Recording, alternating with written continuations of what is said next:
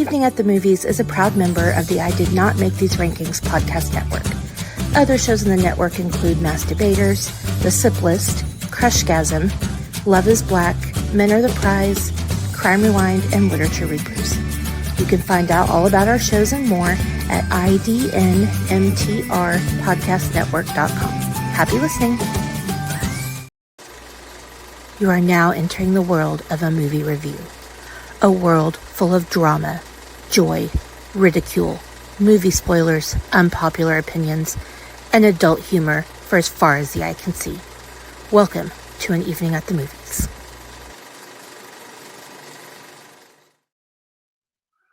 Welcome to the fact that Amanda and I still have not redone the opening, but also a part of the I Did Not Make These Rankings Podcast Network Toontastic Journeys.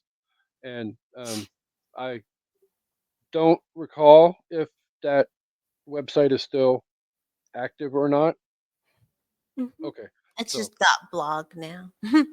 Okay. So, yes, you can find out all about our shows and more at IDNMTR Podcast Network.com. Thank you very much. Blog. Get that too. Mm-hmm. All of that. Kendra knows all that information, but before I get to her introduction, though, welcome back to An Evening at the Movies. This is the podcast where we eat the stale popcorn, drink the watered down sodas, and discuss all of our favorite movies and why we love them. You will notice by looking at your screen, we are one co-host light today. She is actually just touched down in the great city of Dallas, Texas. So she is safe. She may pop in if she gets home in time before we get done, depending upon how long-winded Kendra and I get. Gonna try and not run long because Kendra has work tomorrow, and I don't want to keep her up all night. But if Amanda gets home in time, Amanda may pop in and say hi.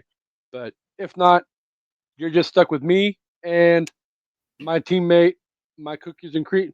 I'll let her explain everything about her and all the stuff that she does. But Kendra is back with us. Welcome back, Kendra. Thank you for having me back to talk about my favorite rom-com. I'm so excited. Oh, do you want me to talk about myself? Oh, you can talk Now? about yourself if you want. Okay. I'm the host. Shameless plugs all over the place. I'm the host of Crushgasm, the podcast where we talk about a crush that my guests have had in their lifetime, or we just crush on other things. Like me and Amanda, co-host of the show, we crushed on the Emmy, so we just reviewed it. We'll be doing the same with the Oscars. I haven't seen a lot of the movies. I'm really going for Wicked. It's kind of throwing my hat in. And but yeah, and then I write too, and you can go to KendraWriteStuff.com. I just did an article about all the times Pink made pop culture pretty. So think dresses, characters, things like that. So yeah, other lists like that, KendraWriteStuff.com. Thank you. And vagina sing-alongs. Oh yeah, I do vagina sing-alongs too. That's like a women-centric music site. I will be reviewing. I like to do throwback reviews, and TLC's fan mail is it was released in '99, coming up on February 23rd. So I'm gonna be reviewing that from start, because you don't think about it when it comes out as a kid, but how well does it, still hit? Mm-hmm. So I'll be doing that. So let's just cut to the chase. Kendra is a very busy woman between working full time and running Crushgasm, running all the different blogs that she runs, doing the Tuesday night drafts on the I Did Not Make These Rankings Podcast Network. Do you ever have time to just sit down and just relax? Yes, I do. At night, I like to have an adult treat, and then I will binge watch shows. I'm really liking The Pit. I will talk about the show till the end of time. And I just got into Paradise. Thanks, Josh, for the recommendation. Obsessed. Every episode pulls you in. Oh my God. And I'm watching Kids Baking Championship right now. I don't have anyone I'm pulling for, which is weird. We're pretty deep in. I think it's Food Imposters this week. So excited. Yeah. I'm not gonna lie though, because Kendra and I have talked about our love of Food Network reality shows before, And it is getting to be that time of year for me. My favorite time of year Food to truck. well, almost food truck, but Oh, Tournament of Champions. the qualifier started last night. Tournament of Champions is in 2 weeks. I'll watch that. I'm Tournament of Champ. excited. We're thinking of double dipping because we're reviewing Wild. Me and my husband also do a food podcast called Food Show Fanatics because we watch food shows like we watch sports. Well, people watch sports because I don't.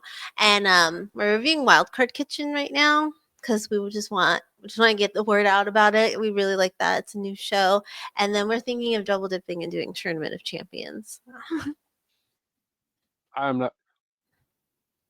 I have had a favorite every season on that show, and never once has my favorite ever won. On Tournament of Champions. Uh-huh. I don't know if I ever pick a favorite. There's always ones I want. Like if it's like, head to head, I'm like, well, I'm going for them. Or I think I have in my heart, a special place for like Antonio Lavasa and Jet Tila because they are like OGs when I started watching Food Network, like hardcore with my husband because it's all he watched. So I'm always kind of pulling for the old schools, but I do like to cheer on the women and just people I know. I mean, it probably would help my case if I would quit picking like Jet Tila to finally be the Cinderella story and finally Is- win, and just pick a woman because it's always a woman that wins. Well, But is it Manit that she's a 2-time or Artie? It's Artie or yeah, Manit? I Is Manit? It's Manit. 2-time Manit. champion. That's my Yeah, husband's. Her, Manit, and Alex Gornishelli are my husband's Food Network crushes. Alex is one of those ones that wins Yeah, almost every she's a time. powerhouse. The fact that she hasn't won a Tournament of Champions yet, well, I think she was only in the one season. Yeah, she's a busy gal. But no, I remember watching Cutthroat Kitchen with Antonia winning all the time on that show. And yeah, she's definitely one of my favorite people on the network. So Well, I like Wild Card Kitchen because she shows up as a judge and as a participant. I'm going to have to sit down and watch that So good. after I finally finish Like getting caught up poker? on. They play poker, but they're betting like dishes and it's so fun. It So reminds me of Cutthroat Kitchen. It it, reminds me of it that. Chopped. it's a cooking show that Drake could get behind. Yeah, it's really play poker. You get like everyone gets the same dish, everyone gets the same ingredient they have to use, but then their wild cards are different. And then that's what they're betting. Like, if they can fold too, but I mean, I've seen some of the lose commercials, all your obviously, before because you they run them all the time. yeah. And I Look, think one of the wild cards that always pops up in the commercials is no sampling your dish. yeah, no eating, no tasting your dish. No I'm like, salt is a big one. That how well, no salt and no sample or no tasting your dish. How in the hell can you make a dish without those two things? I want to say it was Alex who got, or no, Antonia. I think it was Antonia or Alex who got that one. And they were like, I've trained myself not to. So they can kind of like, they were able to pull it off, I think. But no salt is the one I always think is the worst.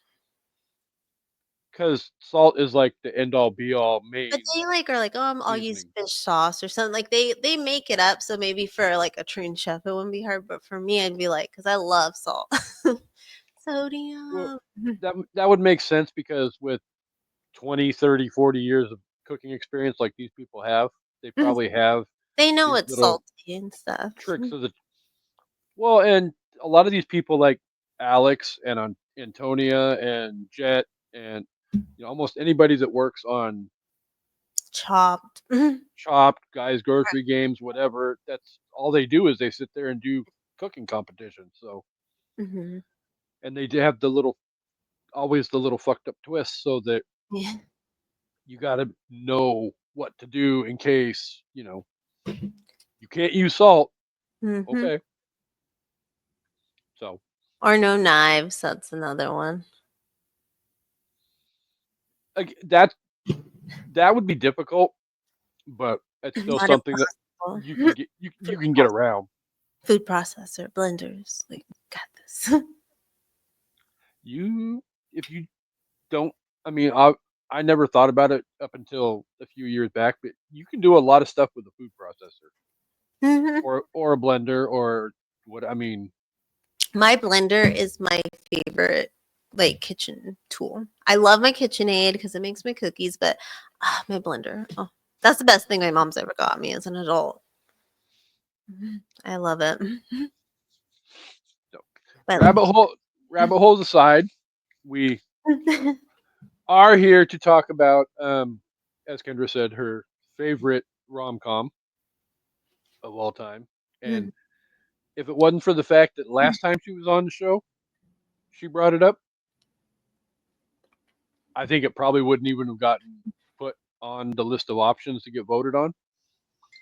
But it got put on the list. I believe it came in second place on the vote. So, yay! And it's one of those ones that, well, we'll get to my thoughts on my overall thoughts when we get to the review and the rating portion of the show. But we're going to be talking about rom coms, romance, comedy, and curses, as I put it on the social medias. So, which would mean we're talking about Fever Pitch with Drew Barrymore and late show host by the name of James Fallon.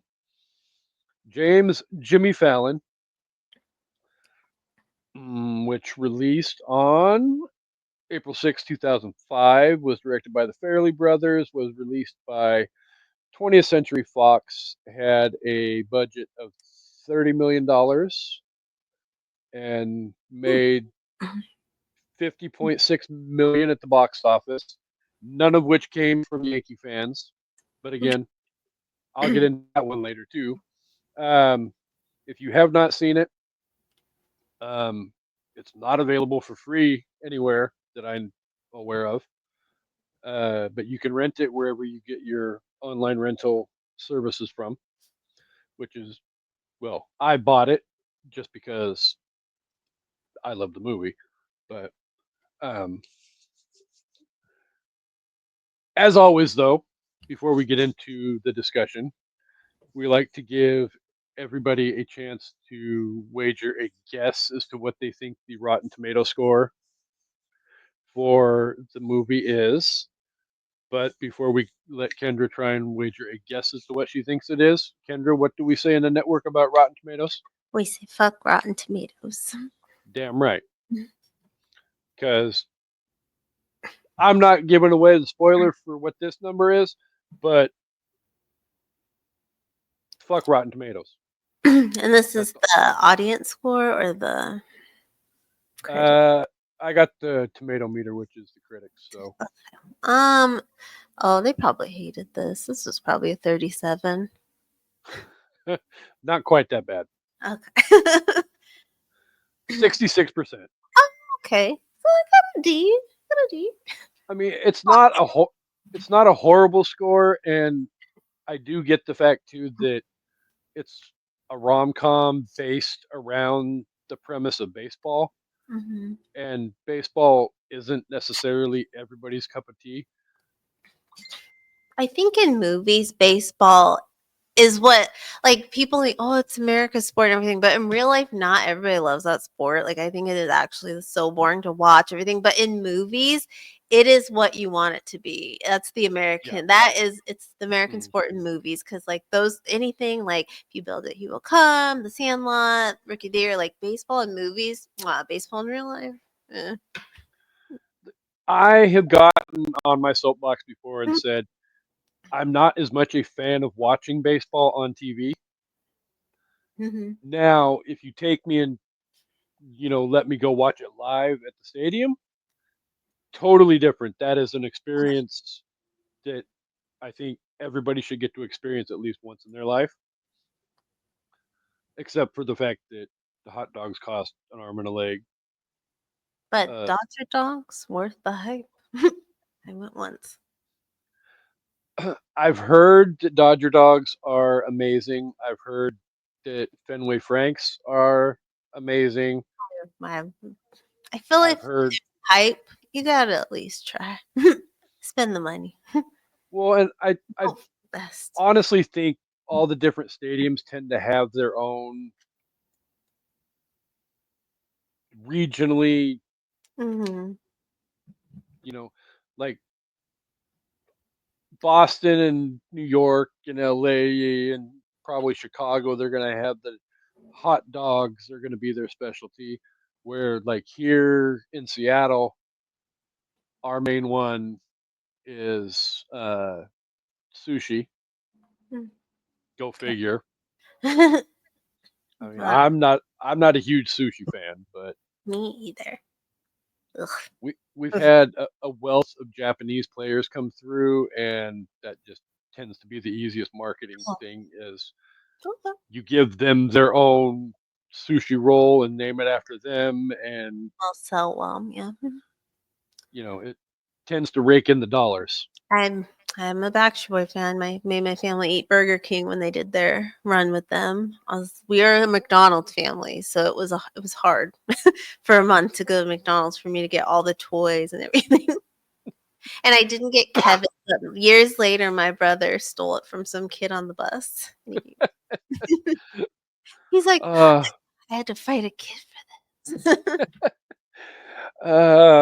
it seems like you and your brother had little mischievous shenanigan fun when you were growing up. Yeah, we're trailer trash, so our fun was like breaking bottles in the desert, and you're just like, that's fun. Found one time it was my friend, my best friend when I was little. It was his birthday, and I'd found these like a pile of bottles, and he loved breaking bottles. So on his birthday, I was like, you gotta follow me into the desert, and then I showed him. He's like, this is the best day of my life. Just breaking bottles. Josh, sometimes you just I'm, find a good I, stick. I will not judge. I didn't necessarily grow up trailer trash per se, but I grew up in the projects They're in my adjacent. community. So yeah, like Kendra said, it's They're trailer cousins. trash adjacent. So Mm. But yeah, we got he was more troublesome than me. He's a Bart. I'm a Lisa. I'm a Lisa between two Barts, what I always say. And we both actually have Simpsons tattoos, so it's pretty cool. there's nothing wrong with the 47-year-old Simpson Mhm, cartoon. That mhm. cartoon is almost as old as Harvey. That is it's a wild one. Well, no, it's like 30 Or something Then be years old. 36 this year because it was So 80, it it's literally almost as old as me and Harvey and 39. It's not Amanda as at 40s Buchanan. yet. It's old. I'm just a little bit older than it. It's the same age as Dre. He's the same age as Simpsons. So he's Oh, young. Cheers. yeah, because Dre likes to tease us that he's young. Dre is not the baby in this little podcast network, though. I He's don't not. even think you're the youngest. Isn't I, Cam the youngest? I think she is. Yeah. I think she's 88. So I think if I remember correctly. 88 is how old Harvey is. He's dead. So, really quick before we get into the discussion, though, uh, just in case you don't want to hit pause and come back later, which, you know, I'm not going to tell you all what to do. We appreciate all the views, and the show is doing amazingly well right now. Like, literally, we are so close to having our first 400 views episode Cool.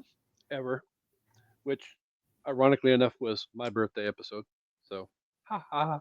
No, I'm not. It. We're starting to build up a loyal fan base. So whether you want to stay and listen and have it spoiled, or I really don't think though that there's much of a spoil to this because I pretty much, if you were alive in 2004, you pretty much know what's going to happen in this movie. There's the realistic aspect of the movie that actually happens. You've got the cookie cutter rom com portion of the movie as well. Combine the two, you get Fever Pitch.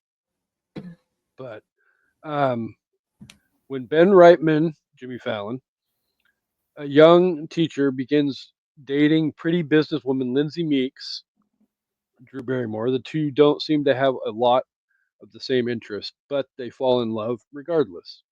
Their romance goes well until baseball season begins, and Lindsay soon realizes that Ben is completely obsessed with the Boston Red Sox. Though she tries to understand Ben's passionate team loyalty, eventually it threatens to end their otherwise happy relationship. Bum bum bum. Mm-hmm. Dun, dun. So it's baseball. Hardcore baseball fans are passionate. I will give them that. And I'll even say like Dodger fans are a different entity alone on top of that. But at the same time, when it comes to Yankee fans and Red Sox fans, there's no touching that one. Those two are a different breed of fanatics. And I won't use fans. I will gladly say fanatics because they show up at each other's games because they're so close in proximity, and there's fights in the stands and name calling, and families can't sit together at Thanksgiving because one likes the Red Sox and one likes the Yankees. It's just one big huge clusterfuck. That's wild. So it it's definitely a special kind of fanaticism with those people. So, what was it about this movie that you fell in love with?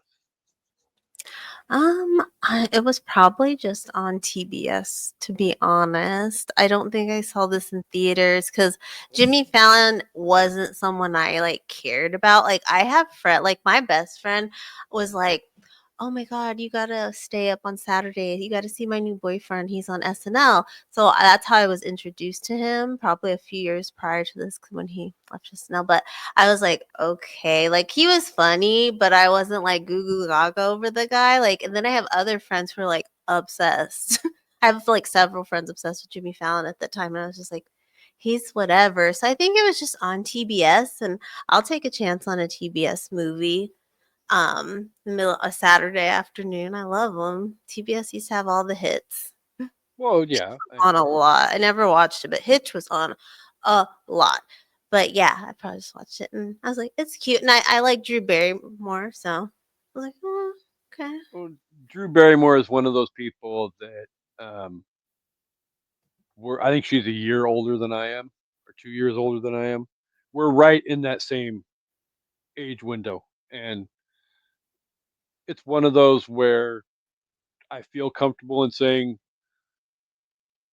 metaphorically, obviously not literally, but like she and I grew up together because like the first time I was introduced to her was ET as a kid, Mm-hmm. and you know you get the natural progression of you watch her movies as she grows up from ET into all of that into the wild Mm-hmm. alcoholic hellion that she was in the late 80s, early 90s, Mm-hmm. on on Yeah. into her little rom-com Never Been Kissed, Fever Pitch, all that other stuff that she's been known and well respected for, and you know evolving into the talk show host that she is today. Still not Kelly Clarkson, but you know.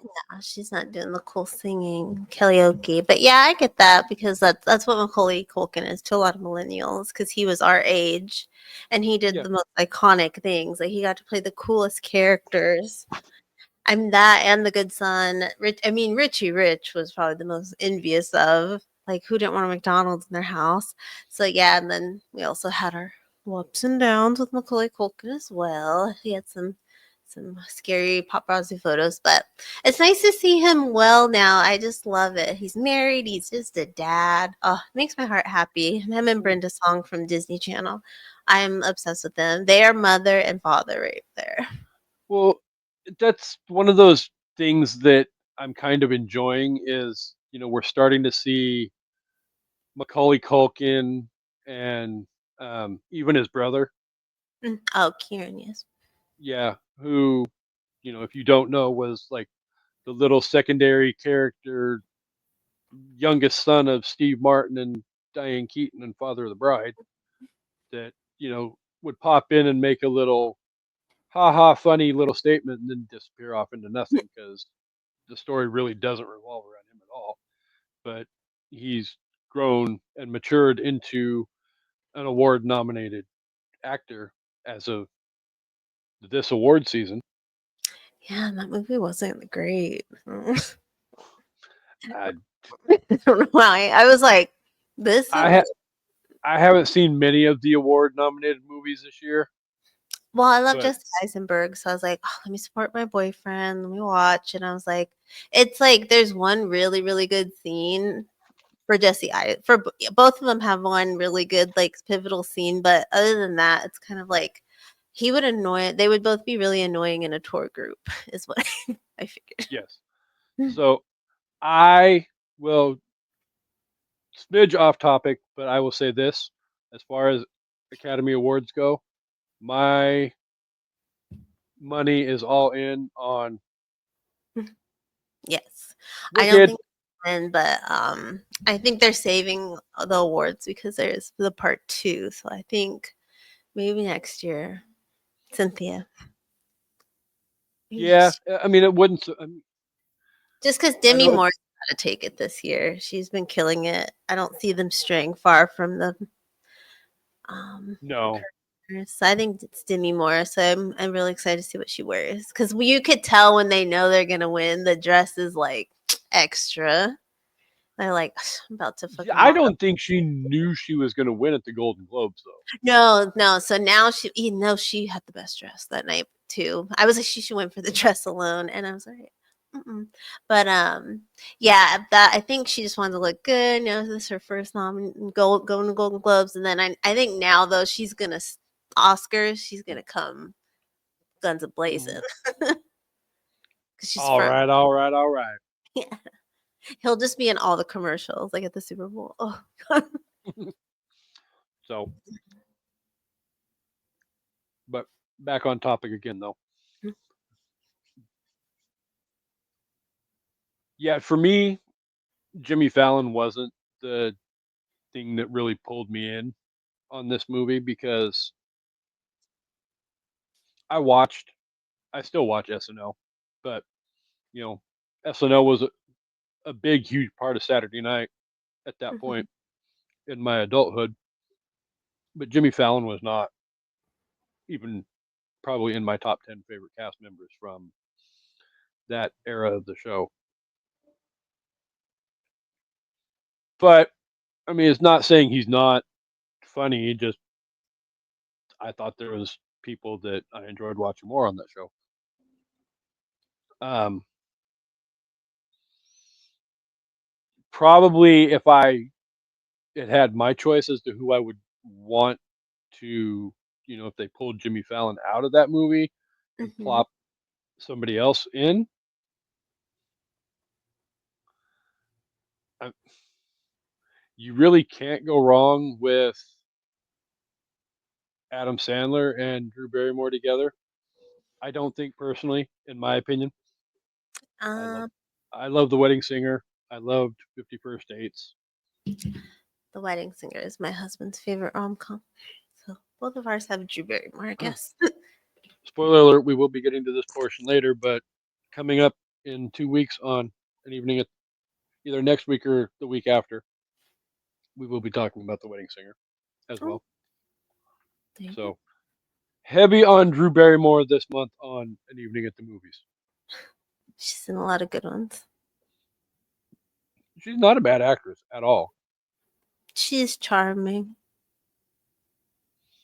I I don't think she's going to knock anything out of the ballpark and win countless Academy Awards or Golden Globes. But, you know, 25 years ago, I would have said the same thing about Matthew McConaughey, too. And Never know. Could have their Brendan Fraser whale moment. yeah, because he's another one, though, that I never, ever would have thought, okay, my generation alone, everything, everywhere, all at once. Hui Kwan, never would have thought Data from the Goonies would ever be an Academy Award winning actor. Hmm? And that little shorty won a freaking Academy Award a couple years ago. Well So, deserved. I think it was. I mean, I was late to the party and watching the movie, but when I finally got around to watching it, wow. Not gonna lie, I'm A24 addict now, but Got some good ones coming too. they do have some good stuff coming. They've had a run where they've had a few stinkers lately, but they definitely do the twisted stuff that tends to grab my attention a little bit. So, um, was there anything about the movie that you didn't particularly care for, though? Um, Not really. I think I mean, it is my favorite. So anything that's too cliche about it, I didn't really mind. I think it has a good pace. I think like their dramatic elements are good. And I mean, if is it not believable? Then they really did win. So it's kind of like now it's even more believable this could happen. Well, I watched I want to I say it was know a what I didn't behind the like. scenes. I do know what I didn't like when the birthday party and he's like, "This is the best night of my life," and then he didn't get to see that game and he blows up on her. I was like, "Dang, like what the hell?" Yeah, that was That's one of those moments where I literally wanted to reach through the TV and just, you're like, ugh. who the hell do you think you are, fool? It's just a freaking baseball game. Mm-hmm. I mean, I get it, it's a Red Sox game, and they came back and beat the Yankees, but But that part, Jimmy, no, Ben. yeah. Um, no, I think you're right, though. I think, especially considering this movie takes place over the span of an entire baseball season. Mm-hmm. Even, well, technically, I guess it would be even longer because it starts before the season. Yeah, so the They start date, practice. they start dating, and then she finds out, a month or two into the dating process that he's one of those psycho obsessed baseball fans. And then literally it's like every step of the way through the season, but it's not like it's a every game kind of like Yeah, you'll get a little bit and then all of a sudden, the next thing that pops up on the screen is one of those, title cards. June, like and just like then setting up a Christmas tree and things yeah. like. So it kind of helps move the story along Mhm. because at the same time you have to get to that point where like I was going to say though, the behind the scenes featurette that I saw on the DVD when it came out talked about the actual legitimate original ending for the movie was not Mhm. supposed to be what it was, and it was completely redone after what happened that October. But initially it was supposed to be the Red Sox choke again, and they find their love rises up over his passion for the Red Sox and conquers all in the end. Unfortunately, with the Red Sox actually coming back and beating the Yankees that year in the playoffs and then going on to win the World Series, it was hard to not stop everything at that point, and the Farrelly brothers wanted to rewrite the ending of the movie to incorporate That. the magic of what happened because for those that don't understand, legitimately, like it says in the movie, the Yankees won the first 3 games of that series in a 7-game series. So the Red Sox had to win 4 in a row to beat the Yankees, and then they had to go and beat St. Louis 4 games on top of that. So, and they did win 4 in a row against St. Louis. So they won 8 games in a row. That's crazy. So it's one of those weird Coincidences. coincidences.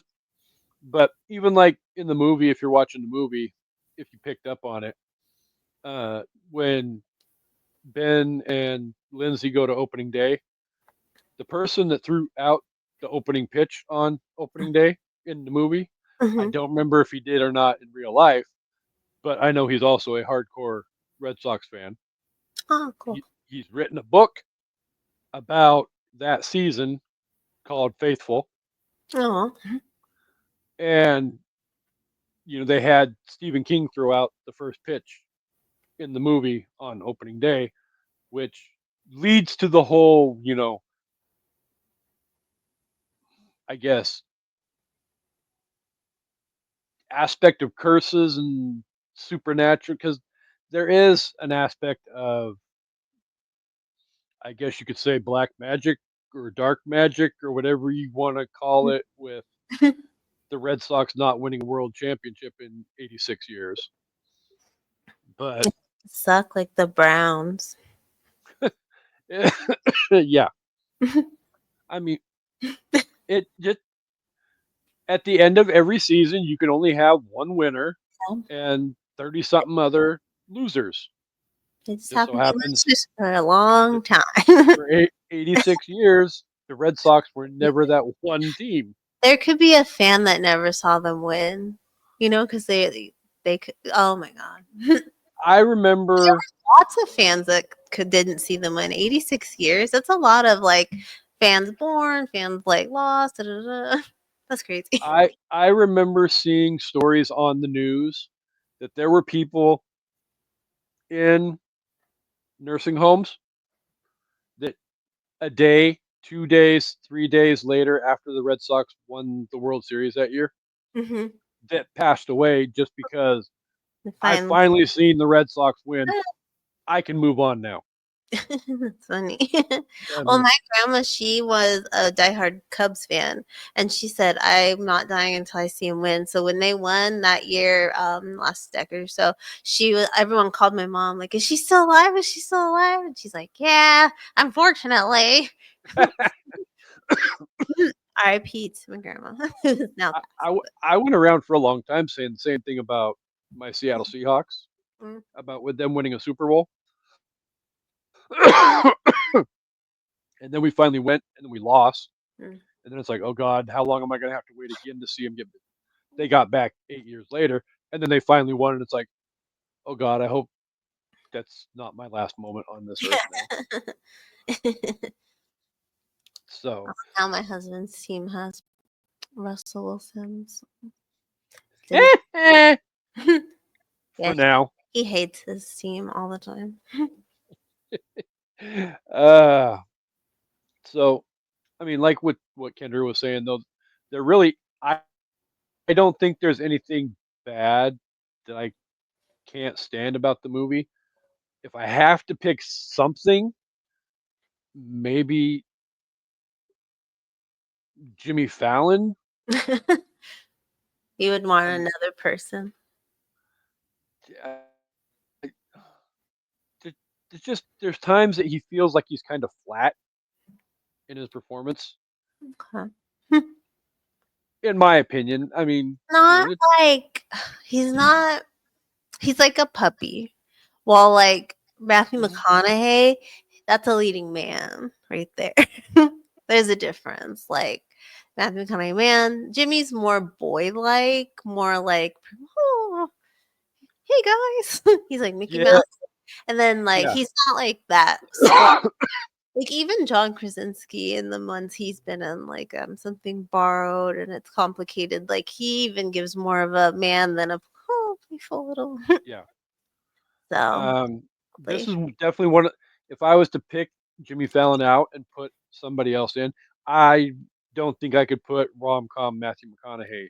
No, he wouldn't fit. But then Or is like, but he's not like boyish. He's just the everyman. So I guess that works. That's why his rom coms are favorites of men because they're like, oh, it's a dude like me. Yeah. But yeah, or Fallon, he just come across like, oh, so, but it's cute. But if Matthew McConaughey's there, take Matthew McConaughey. But he wouldn't have fit. Matthew McConaughey fits into different kinds of rom coms. I would, Just not well, as much this kind of rom com. wasn't he a teacher in The Wedding Planner? Now I'm gonna look it up. But yeah, I could see them swapping out somebody, but real life Drew Barrymore pairs well with like so many different types. They could have put anyone with her, and I think it still would have been okay. And the more I think about it, though, I'm not 100% sure I would go with even Adam Sandler because He couldn't be the teacher. See, it's like hard because yeah. Well, no, because you have to have kind of a wholesome role model type actor. Otherwise, the whole teacher aspect doesn't.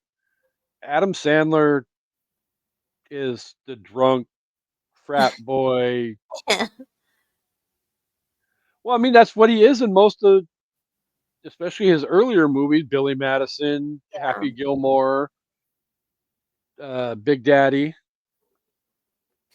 Oh, that. Oh, that movie! Every time. Damn you, Scuba Steve. Love it. But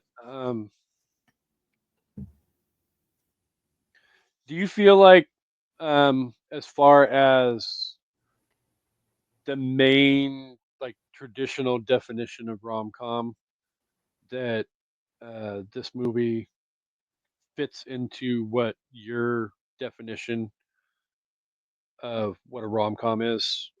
Yes, because a rom-com, the romance has to drive the movie. That has to be the focal point of the movie. Can't be a teen pregnancy, and then the girl hanging out with some creepy old man in his like music studio while he debates whether or not he wants to have the child. That's not a rom-com, but it has to have a meet cute, which they do, and it's got to have the romance. They have to have the comedy. So you have your goofy Jimmy Fallon over there. So yeah, and then you have to have your happy ending. This is where the Disney endings can come into play. You have to have the cheesy ending, the big like climactic moment, the grand gesture. It has it all.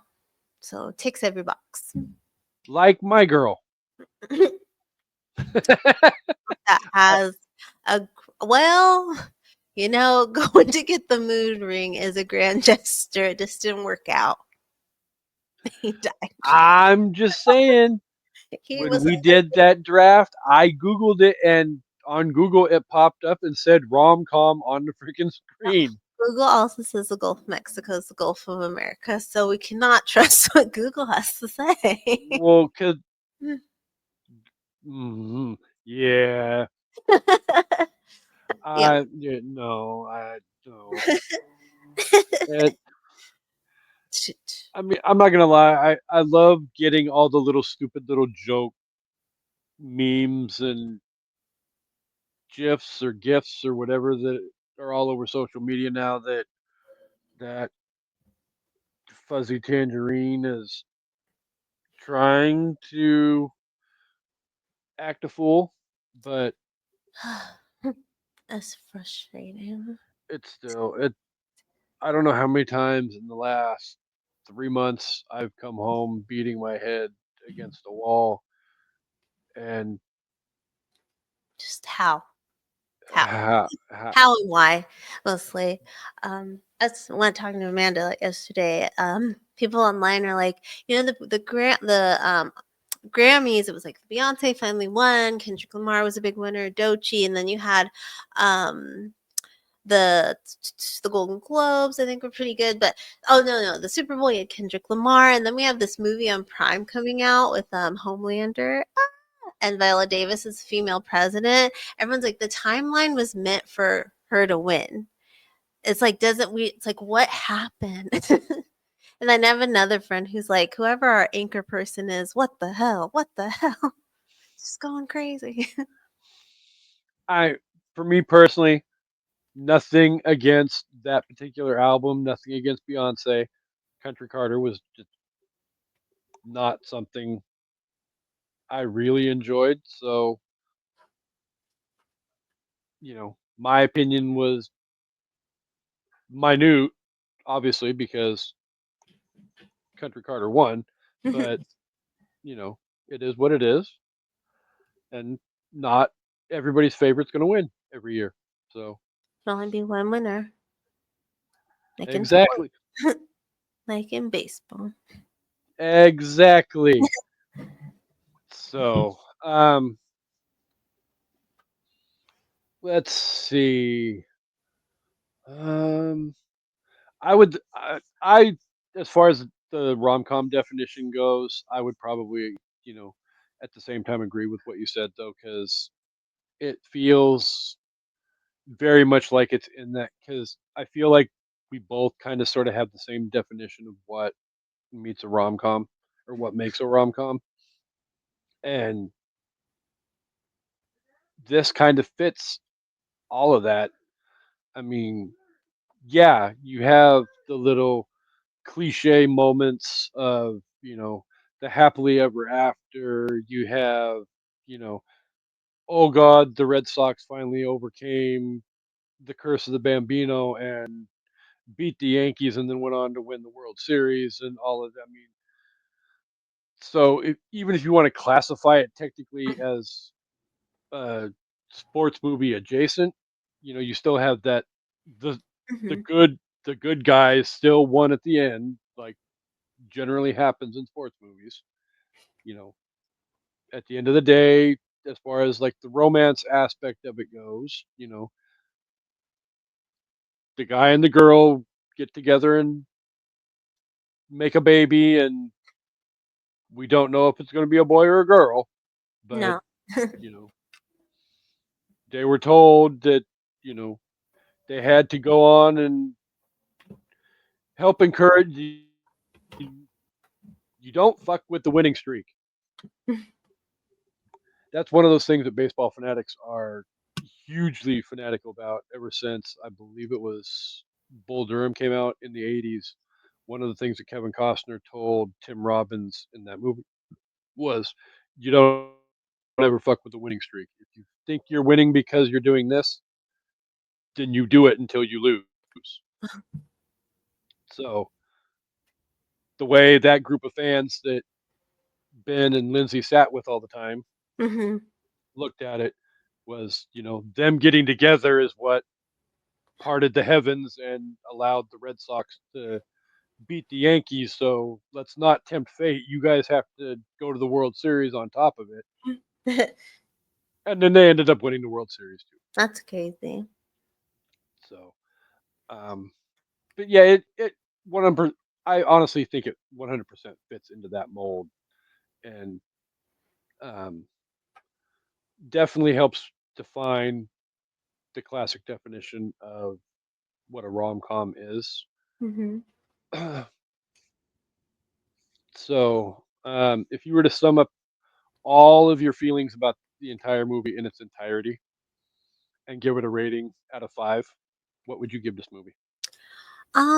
My favorite thing about the movie is like the fandom that Jimmy Fallon has. Like being a fangirl myself, I just love even if I don't like the thing you like a sport or like a certain musician, I like those crazy fanatics because I love pop culture and I understand what it means to someone to like love this like random thing, and it's like the community of fans is like a beautiful thing. I met a lot of my friends like at concerts, like in line, and it's like just because we like the same music and we started bonding over other things. And you meet people online too, like that, on like forums and everything. So I like fandoms. So when he's like, oh, I would sell my tickets for you, and she's like, well, I love you enough not to like let you sell them. I think she understood in that moment what the fandom meant to him, and I think that everyone who has that crazy thing they're obsessed with, like wants that, like wants to find someone who's like, okay, like I get you and I get your weird obsession because that's such a big part of who you are. Like my husband, I'm going to see Backstreet Boys the day, like I'm flying out the day of our 1 year like wedding anniversary, and he was like, "Yeah, that's cool," because he understands what that like stupid little boy band means to me, and that's what I love about him. So Yeah. that's my favorite I part, and mean, I give it for as rom com go, I give it a 5 out of 5. I 100% can get on board with everything that you just said, though, because fandoms are such a huge part of who I think we all are in some way, shape, or form. You Mm-hmm. don't have And to fandom. be a fan of the traditional fan like Star Trek, Star Wars, whatever you're a fan of, Mm-hmm. that's your fandom. You Even know, people like everybody you likes want certain things. the vacuum cleaners, like old school. Go Yeah, on. I mean, technically being there's it's not being talked about as much, so I will gladly say this, but um, being a fan of Garth Brooks is a fandom. Hmm. You know, not so much a couple months ago, Yeah. but that seems like it's quieted down a little bit. Thank you. But no, anything that if you love feet, that's a fandom for you. I mean, no, but whatever you love, You're that's your passionate fandom. about. I mean, cool. Yeah. You find a community in it as long as it's not like illegal. Go on. Oh, yeah. Did no. We at an evening at the movies and on the I Did Not Make These Rankings podcast network do not condone being a fan of anything illegal. But It, yeah, as long as it, I mean, what does it hurt someone like when people get mad at like Swifties or the Beat Bayhive or whatever it's called? Like, why? Why are you mad at their joy, especially in a time like this? Like, if if you could find any little bits of joy in this world, and like, if you want to dress in pink and go see a movie, that's cool. Go for it. You want yeah. to wear like a sparkle outfit for Taylor Swift? Go on. You want to go, girl. Like, and Well, my like I have friends who hate sports, but it's like, yeah, it can be silly to think about this is just people playing a sport, but if again, any little bit of joy you can have right now, grasp it. so the intricate part of the story for baseball and the connection with Ben though. Mm-hmm. So Ben grew up in a single being raised by a single mom who had to go to work and um, he got left with his uncle Carl Mm-hmm. who took him to his first Red Sox game. Mm-hmm. So, you know, I guess by that standard, it's understandable as to why Mm-hmm. he has that connection. I mean, he wanted, I'm sure, a father figure in his life. His Uncle Carl was that for him. His Uncle Carl taught him about the Red Sox and, well, everybody else in that group also, It's like family. that weird sponge guy. Mm-hmm. But I that's mean, another thing too. Yeah, you never know why someone loves what they love. It could, they could just like the music, yeah. but it is all like there's some bands I don't really listen to them anymore, but they still mean a lot to me because of the people I met because of them. And like when I go to their shows now, that's what I remember. And like, oh, those were good times. Like, Well, and I've gone on record before and said, I listen to bands or people who may not have necessarily made the greatest personal choices in their life. I'm not listening to the music because of them being a stellar, amazing, upstanding citizen in society. I'm listening because I like the music and the music resonates with me personally on a level that deserves that kind of love and respect. mhm, So even if it were in some way, shape, or form to come out down the road that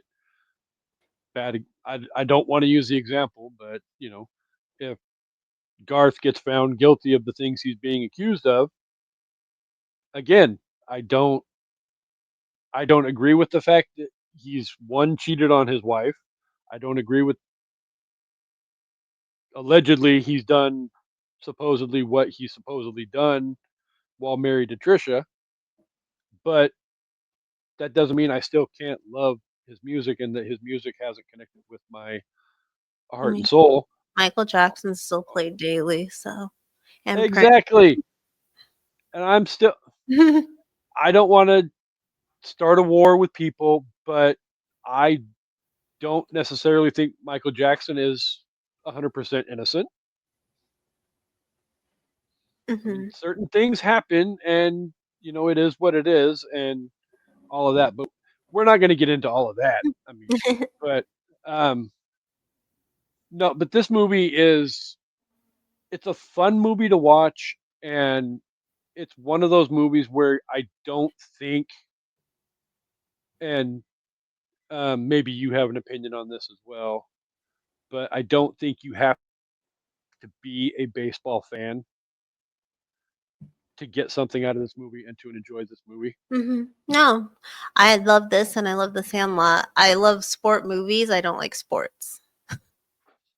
Like I don't know why, Oh, but it's I don't know. There's something real life. It's just boring to me. It makes no sense. But in a movie, there's something about that underdog thing in all sports movies. I eat mhm. up. Nom, nom, nom. Well, And like I'll Ben's go so far as to, underdog too. Like he scored. He was a teacher and he scored this like executive lady. Like he's like yes. yeah, I I'll go so far as to say, honestly, this is one of those movies, and I'm not ashamed to admit this, but I don't ugly cry at the ending of the movie, but it's one of those movies that I don't care how many times I've seen it. When it gets to that moment and he's sitting there in the stands with the freaking douchebag best Yeah. friend husband getting ready to sign his tickets away, and all of a sudden everybody, oh look at this fool, and they literally look up and there's Drew Barrymore hanging off the wall out in the outfield, and it's like, oh, and then she does the run around the field to get away from security, and she gets over there, and they have their little, again, cliche rom com moment, Mm. that leads The to their happily ever after. You you still get that little bit of a lump in your throat because it's like like, yay! Even though you know it's gonna she happen. she finally gets it. He's finally getting. They're both really coming to an understanding as to where they went wrong Hmm. throughout the past several months of this relationship, and they're finding a middle ground so that they can come together and hopefully live happily ever after, make Red Sox babies, and I have to buy all of that. more tickets. And let's be honest, season tick season tickets for baseball, that's 81 tickets or 81 games a year. Oh And god. I would assume where they sit in that movie at Hmm. Fenway Park, that's he has two seats, and I'm sure those two seats are not freaking cheap. I wonder how much they would be today too. 20 years later. Yeah, because it is 20 Yep. April 6th will be 20 years since this movie came out. Hmm. Uh, so I went to I took my mom that last summer or the summer before. I think it was the summer before. Took my mom to a Seattle Mariners game, and we sat not exactly where they sit in that stadium, Uh huh. but kind of sort of in that same general area. And one game, two seats was, I think, almost $200. Oh wow, So times that by 81, that's a lot. and that's about how much that would cost to get season tickets in that general area at a Mariners game. This also So there in Boston at Fenway Park, one of the most historic baseball stadiums in the world, you're probably looking at least at 350 a seat. Through. I would Then assume, 700. but And then wow. 700. baseball tickets are not cheap. Sports in general are not cheap. Yeah, And then I'm the, I think I've only gone to a professional baseball game. Yes. My husband loves football, but he would never want to go in that crowd or anything, or like just that how cold it gets. Like he would love to go and see Russell Wilson play. he was really hoping to get to see Big Ben before he left. He went to like the training or whatever Oh, um preseason stuff. races and stuff once, but yeah, he just like he's like I want to go to Pittsburgh like when there's a game, but go like a bar or something, like watch it with other fans. That would be. I've seen a few sports movies where you see like the cliche Yeah. bar type environment where everybody's glued to the TV and hardcore punk musicians are hugging, Yeah. typical jocks when their team wins and all.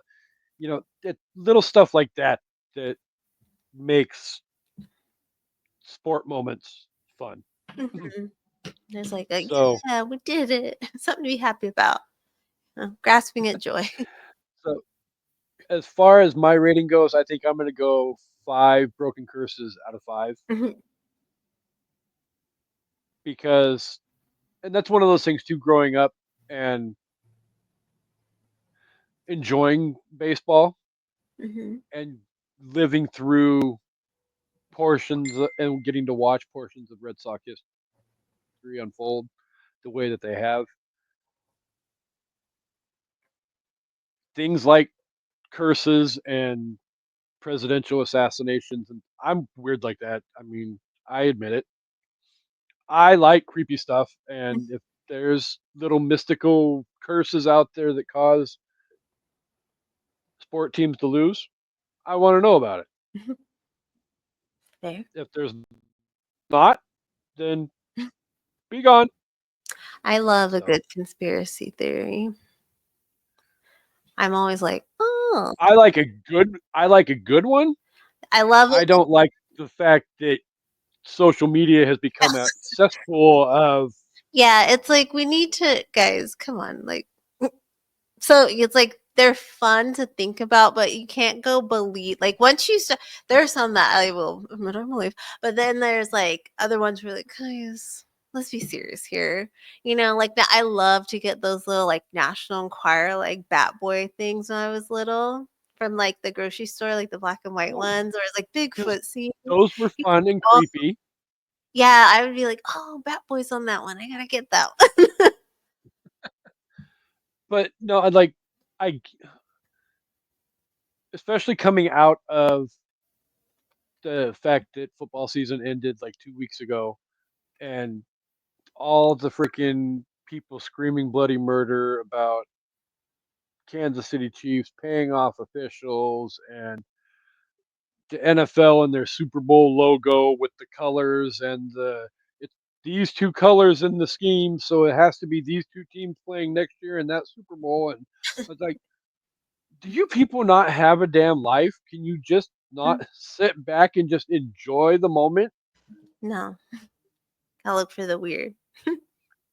Gotta have something to complain Exactly. about. What's life if So, not complaining? fucking people. It's like I spend more time probably just scrolling now on social media than I do actually reading shit because it's like Oh, I just saw something out of the corner of my eye that looks like it could be, and I don't want to read it because all it's going to do is piss me off. I try to put my phone down more. I try, but Instagram gets me with the reels. I'm like, ha. I like to send like a million to my husband, and then once a week he'll go through, and I'm like all excited, like, is he gonna find them funny? That's all marriage is Well, nowadays, sending memes. that was one of those things a month ago. I wasn't sure how Amanda and I were going to survive if TikTok didn't come back, Hmm. because that's one of those things that we do all day long to help pass the time is we send each other freaking TikToks all the time. Well, Hmm. if TikTok got banned, we weren't going to have TikTok anymore. Probably would have found something else, but People were you know, losing their minds over that as well. it's crazy to think about how reliable we have become on this little rectangular device that I hold in my hand. Hmm. It's like I go to work and my client literally will be like, "Why are you always on your phone?" Because I have nothing else to do. I got all my work done and I'm just passing time till I get off work. I have to do my Wordle, my connection, Exactly. my mini word, and I feel like I'm in Mensa when I get all three. I'm like, connections though will always throw me off. I will usually get the Wordle. I had an 18-day streak, and on New Year's Day this year, didn't get it, and now it's my goal to be 18, but I'm just forgetting days, so I'm like messing up. I have like a crossword puzzle one that I do on my phone all the time where it's nothing close to the New York Times crossword puzzle, none of that. It's Mhm. like easy little pop culture type stuff. But like you said, at the end of the day, when I get the whole thing filled out and Yeah. don't have any errors, I feel like I'm freaking the smartest person in the world. And They're like, should I go on Jeopardy? Not even pop culture, just like I'm gonna go on the real exact, Jeopardy. there's been a couple of times the last few months where it's like the final Jeopardy category will pop up on a regular Jeopardy episode, and it'll be something, and I'll just spit out something and be like, I got it right. You never know. I had a teacher, my 12th grade English teacher. He was on Jeopardy, and he every year, towards the end of your senior year, you got to watch the video. He'd bring it in. He think he got third place. He got like a Super Nintendo. I'm not gonna lie though, I wouldn't mind going on like pop culture Jeopardy Hmm. if it was the right 3-person team, Hmm. I because don't I know. think to have success on that show, Yeah. one person isn't going to know everything about everything. Mm-hmm. So you have to have the right person that knows this part of pop culture. And, for example, like you would know what you know. Harvey would know what Harvey knows. Amanda would know what Amanda knows. And hopefully you could all come together and win whatever the grand prize is at the end of the damn season. Yeah, that's another thing I thought was weird. Not winning until like, down the line. But I don't know. I think if I could go on Kids Jeopardy, I would do okay. I wouldn't win. I would do better. Some of these kids are freaking like Sheldon Cooper freaking crazy smart. Me and my family, that was the one we would always watch every night, but that was the one we would keep score because we knew we could get more. But we loved playing because my mom's boyfriend who lived with us, alcoholic, he was dumb. Like that one time I would ask him homework questions while I was on the phone with my friends because we knew he wouldn't get them right. So we'd laugh at him. It's really mean. But I was like, Richard, oh, what's one of the 7 continents? He's like, oh, I don't know, Jupiter. And I was like, Jupiter? Okay. And then we were just dying laughing. I was like, oh my God. Don't drink a lot, Yeah, no, especially natural light. Say no. that. Oh fuck that. That water. That's That like and fried bologna, because that's what he would cook all the time, are like trigger smells to me of gross. I'll have like a fried bologna and cheese sandwich, but Is there I something also about I bologna? also have seen people that will actually put like a slab of bologna on a frying pan and cook it like a damn steak. Yeah. I'm like, no, I love thank you. the just cold bologna with the little red around it. Take that off, slap it on a piece of white bread, 2 pieces of white bread. That is I didn't need anything else. Kendra has very basic culinary needs. I couldn't cook till maybe 10 years ago. So Less than 10 years. I mean, Although I've found the last probably 6 months, I know more about cooking than I thought I knew. Mhm. So It's easy once you start. yeah, it once you figure out that it's not as hard and Yeah. complicated as it is, definitely don't step out of your comfort zone. Like big steps out of your comfort zone. Just baby step it, and you'll get there eventually. Mhm. So, all right, it is getting to be the witching hour, and I know it's starting to get well after sunset in the Ohio Valley region. Sun's So, I'm pretty sure the sun was gone by the time that we went live anyway. So, but this was a lot of fun. I'm glad that you recommended this movie, and I'm glad the fans and the listeners and the Unpop Kernels um, helped us pick the movie for the month and had it be one of the movies we talked about this month. Um, I again, I can't end the show though without thanking the listeners for being here each and every week. You guys are amazing. Thank you guys for being here every week and helping our viewership numbers continue to grow. I, in the back of my mind, have a number as far as views per episode that I would like to see by the end of the year. I think we can do it. I'm going to hold on to myself and maybe I'll let Amanda know. That way she can verify it when it actually happens. But it's good to have goals. But also, is there anything coming up on Crushgasm that the listeners should be made aware of? Yeah, I'm working on a couple of new guests. Author and I think they're two authors. Two authors coming. And then I want to do an homage to like teen magazines like Tiger Beat. So I will be reaching out to someone who was like an editor of it in the 80s. So fingers crossed she'll answer my email. Because that's like Oh, the well. teeny bopper Bible right there. Tiger Beat, all that. So even though she wasn't when the Backstreet Boys were in it, I think when New Kids is close enough. So it'd be cool to talk to her. So hopefully I can get in contact. Yeah. Tiger. Oh, I Yummy. remember being a teenager and the amount of those type of magazines that were all over the magazine racks. Mm-hmm. Yeah. And now That's it's right, they just millennials. The magazine racks. That these little glossy Max. book things. We still have Not those. as much as we used to.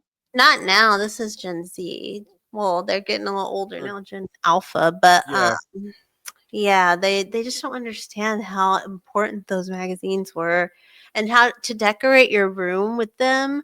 Oh, the kid, like, what are you even doing in your room if you're not hanging up posters? I don't understand. I don't get it. To me, that is the pinnacle of being a teenager is posters in the room. yeah. I don't have posters in my room anymore. As a 48-year-old person, I have I Once have. you get older, you frame things. So now they always say you could tell what your aesthetic would be like when, and I'm like, yeah, I hate blank walls. I hate them. Yeah, I've got like a blank wall behind me. But oh, pause for the cause. Hello, co-host. Hey. Hello. We So, actually were just saying goodbye, but um, would you like to give your overall impression and rating out of 5 for Fever Pitch? oh, wow. Y'all are like straight at the end. Okay. My bad. I thought you were starting. Never mind. Anyway, hey, fresh off the We're an hour and plane. 14. We're an hour and 14 minutes into the episode. Well, I did watch Fever Pitch again on the plane, and I have lots of thoughts, but I will not share them now. But I'm going to give it a solid 4 out of 5. I think it's good. It's a fun rom com. And as a person who lives with a sports fanatic who once ditched me at a football game because I said, and I quote, it's just a game, I do understand how these people are. So, I've heard that story. and by these people, I mean my husband. And also, Kendra, we had the best time with you guys last night. We had a lot of The fun. first thing George said when we got in the car was like, "She's so nice." I was like, "I know, right?" Aw. And she's so funny. So, and your We husband. already had the discussion before we went live too that you requested that her husband has to come on an evening at the movies. Yeah, George. They said they would do it together, so we just have to figure out a draft and maybe a movie that we can do. So, Well, Kendra gave me a list of different options movie wise. well, he's a '90s guy. I didn't know how much into the '90s he was, so I'm ready for that. Yeah, we had a good time. We shut the bar down. So, hello and goodbye. So Kendra's got the stuff coming up on the Crushgasm. If you haven't checked out Crushgasm, I highly recommend you give her a listen because But me and Amanda will be talking about the Oscars. did we talk? Yeah, we talked about the Oscars too while you were gone, and the fact Nice. that I got some movies to watch. your co-host is all in for that to win all the awards. Yes. I almost watched Amelia Perez on the plane, almost, and then I was like, God, I don't know. That the clips of it alone, I was like, no, are I you? know. I kidding me? know. Like she won again. She won. Did you win the BAFTA last night? What's her face? Selena or Oh, that's okay. the other one. It can't just be because there's a big trans actor in the movie. Like that can't be the only reason this movie's winning stuff, right? Like I think I'm kudos to them, but thinking like Netflix just bought this. Like you know, like a certain billionaire bought our country. Like Netflix yeah. bought it because there is no way from that clip that it gets better. Okay. Yeah. Oh God. I'm gonna watch it, but I was like, I ain't watching it on the plane. I don't know if Kasey told you, but I had some Yeah. that's serious anxiety today, and then I got that notification about the crash in Toronto, and I was like in tears getting on the plane, and I had to like really calm myself. So I was like, no, Fever Pitch sounds good. It'll make me laugh and take my mind off shit, and yeah, I'm clearly breaking my weekday rule, but I don't care. It was a stressful day. So yeah. And to have to fly halfway across the country without your Jeej with you. I mean, he usually falls asleep anyway, but yeah, at least if I need to grab somebody, like when it's turbulent, I can like the guy next to me didn't seem interested. So I was like, You can't just grab a stranger on oh, a I've plane. done it, but I didn't do it today. Old people like grab my arm. Yeah. I love getting stuff by old people because they'll talk to you. And you're just like, I had this lady from like, I don't know, but she was like this Indian lady, and I knew her whole family by the end of the plane trip because she had photos on her phone, and she's like, this is like my daughter. She's a doctor. She was really proud of her. Oh, that's awesome. Married, but she's a doctor. So Yeah. she was busy. Oh, I loved her. I was like, oh, man, have fun at the next wedding. That's so cool. All right. Well, I'm glad I got to see you guys for a minute and don't mind Well, I'm the glad loud. you're here though because I was going to announce what's coming up Cool. the next few weeks on an evening at the movies. I've got like And 8 hours, 8 hours of like airport and plane all over me. So don't mind how I look. Oh, whatever. So I don't know which of the two is coming up next week because we haven't officially stuck a fork in that one yet. But I don't really care. Wedding Singer or Jason Segel and his penis. Forgetting Sarah He's a Marshall. shower. Just saying. Good for you, buddy. Good for you. Seen the movie. Is it impressive? What? I've never seen that movie, so it's an impressive scene. Yeah, because it's not. That makes me feel better about like, because I just didn't like that guy. Like I'm just like, I don't get it. But then I finally watched Freaks and Geeks, and I'm like, damn. Have you not ever watched How I Met Your Mother? No, I've seen episodes, but I've never sat down and watched it. It is an impressive penis, I will say, for being not standing at attention.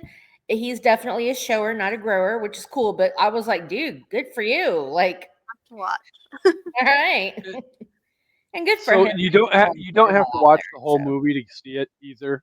It's like It's in the first beginning. three. It's in like the first 10 Oh my minutes. god, that's how this movie begins. Yes. Yeah. Girl, you guys just were like, yes. Were Because you he's guys getting out of the shower and he just walks out, and then I can't ruin but you'll get this when you watch it. all men do that. It's so weird.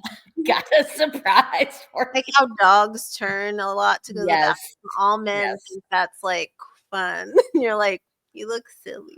He didn't Yep. windmill it, but he was definitely flapping it around. Fucking close enough. So, Forgetting Sarah Marshall is coming up in the next couple weeks. The Wedding Singer is coming up in the next couple weeks, as well as the beginning of March. We will be celebrating our bestie Jean's birthday, and well, I will be celebrating Jean's birthday because somebody had sex in high school and hasn't seen Harry Potter yet. But I we'll have be seen the first 2 movies. I'll get over it. I'll get it. He's like, sorry, I was cool. Yeah, like I'm You're- sorry I was popular. I don't want to be disliked because I'm popular. I can't You're help not gonna get all. You're not gonna get all the way to Half Blood Prince before. I want to. It's a lot of time commitment, y'all. For That's something I'm not Four that more movies you have to get. Wait, Once they get 4, older, 5. Yeah, 4 more movies you have to get through before we record. also the oldest Weasley brother's hot, and the twins. I'll get there, but maybe not by Jean's birthday because it's like what, the 3rd or something? It's early March. Yeah, no. It ain't It's happening. early March, yeah. Yeah. So the other Alright. thing that we did last week, though, really quick, Amanda and I talked about the fact that we have a whole, probably a good 150 episodes that were only done audio for. So we thought maybe we would go back and revisit some of the ones that the listeners wanted to hear the most and do our video for it and post the videos on YouTube for everybody to watch. So I posted polls on the Facebook group page and the fans voted, and the top 10 vote getters are going to be the first ones that we do, not in any particular order. It'll just depend upon who's available and when they're available and all that. But if anybody wants to be a part of any of these episodes, definitely reach out and talk to myself or Amanda, and we can get you set up. But the 10 movies that we will be redoing: Stand By Me, The Breakfast Club. We gotta do Stand By Me a 3rd time.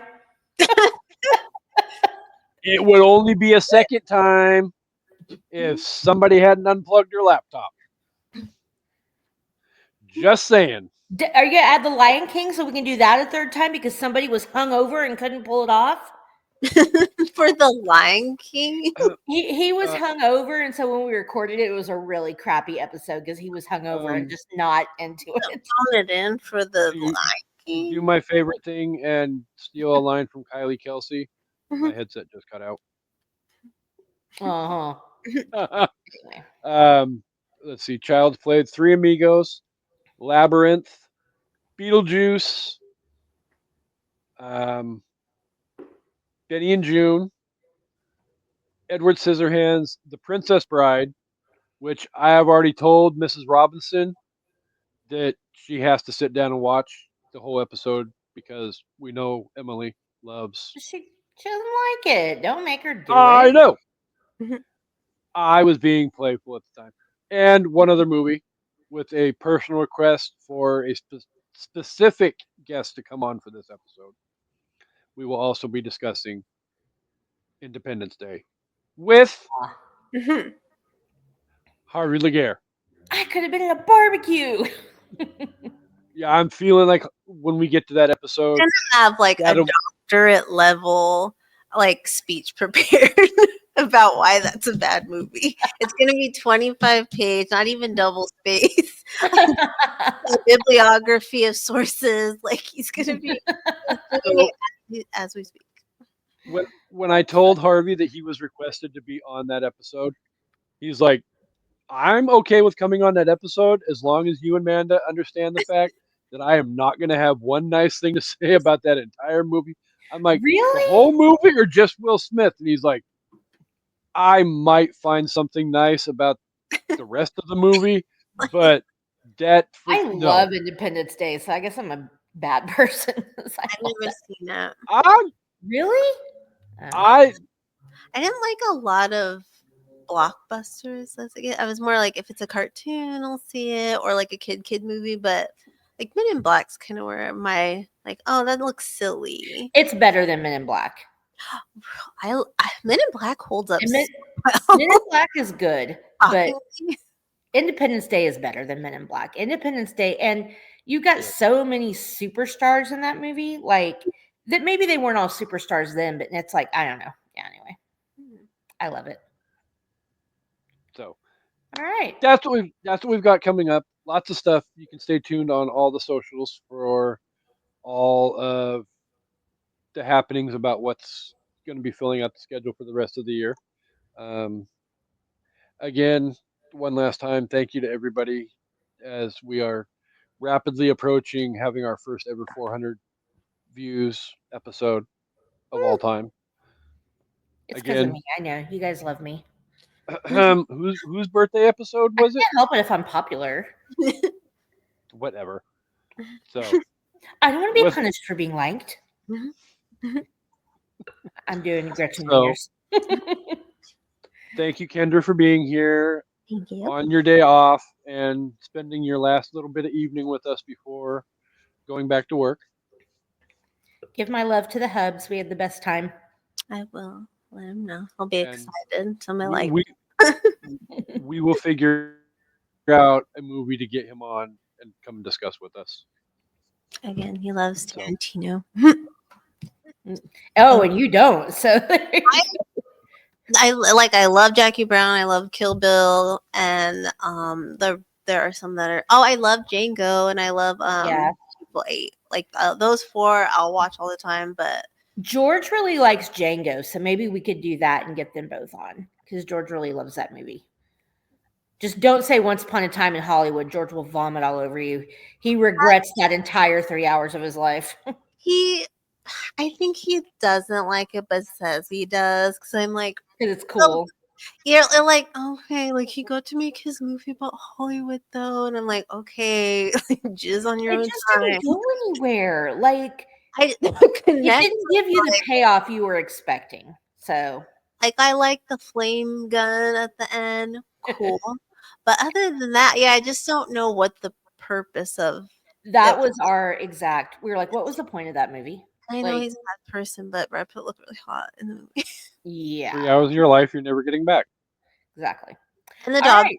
with him is cool. But yeah,